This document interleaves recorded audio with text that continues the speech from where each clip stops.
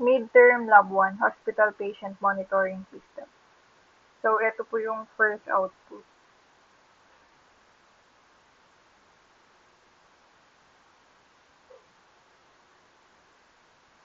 And yung second output.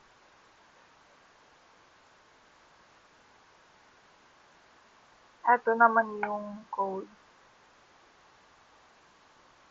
So, sa first line, dito po yung function and yung name ng function is yung check status. Ibibigay yung temperature, heart rate, and yung blood pressure.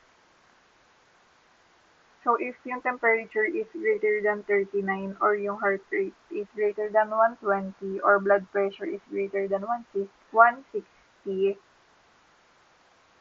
mag-print yung critical. Next, same lang din sa taas.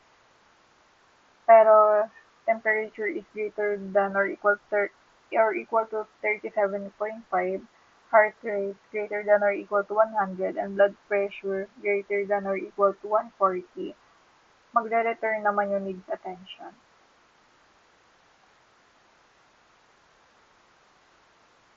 And kapag lahat naman po is okay, yung temperature normal, yung heart rate normal, and yung blood pressure normal din, magre-return naman yung normal.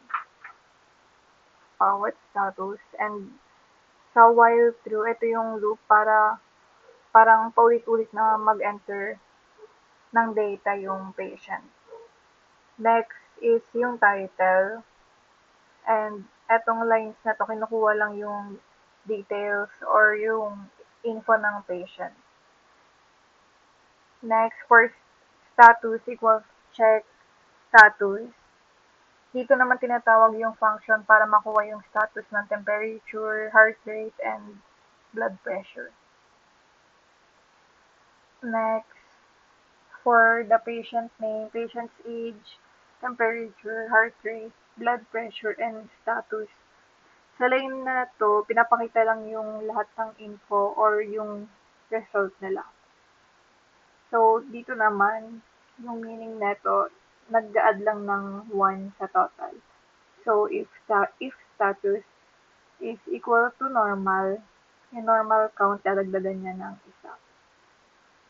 So, basically, yung part na to, binibilang lang kung ano yung status.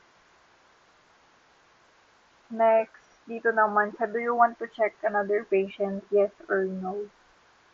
Parang tinatanong lang ni system if want mo pa mag-check.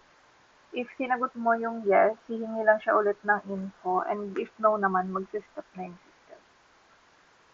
So, sa last one, ito lang yung final summary ng lahat ng patients. Yung mga in-enter kanina, andito na lahat yung summary.